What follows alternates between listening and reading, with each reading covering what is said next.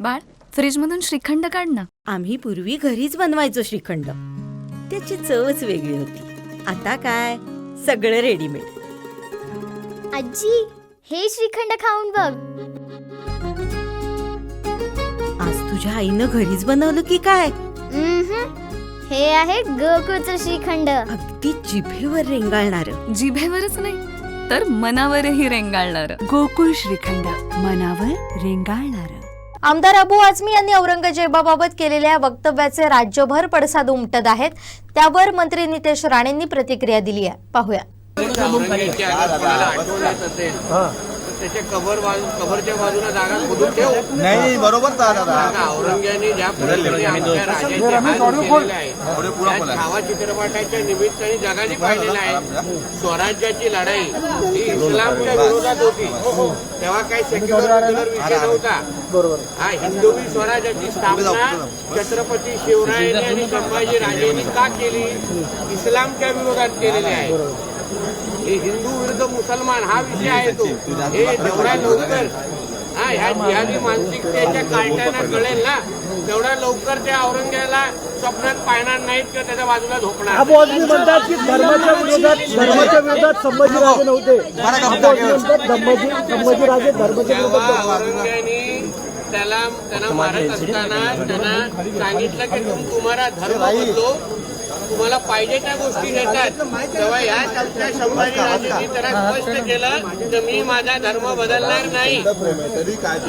म्हणून ह्या अबू आझमींसारख्या लोकांच्या मुळे आज हे वातावरण खराब करण्याचे हे जे काय प्रयत्न करतायत, जिहाद्यांना हे प्रोत्साहन देत आहेत ना, म्हणून ह्यांची ही वळवळ हे आमच्या हिंदुत्ववादी सरकारच्या काळात आम्ही चालून देणार नाही.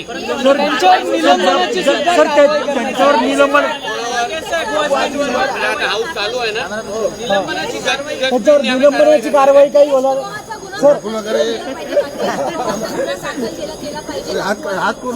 शिवसेनेकडनं द्रोहाच्या पलीकडचा विषय आहे. त्याला औरंगजेबाच्या बाजूला झोपून आपण ती जागा घाणच आहे ना, त्याची सगळी घाण एकत्र गाठली तर तो डम्पिंग यार्ड होतो ना, किंवा त्याला नाही तर त्यांचा दुसरा पर्याय नाही. निलंबनाची कारवाई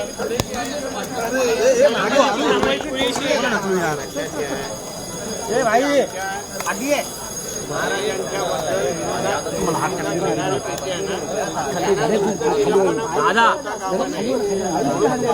औरंगजेबाच्या बाजूला झोपवण्यापेक्षा मोठी कारवाई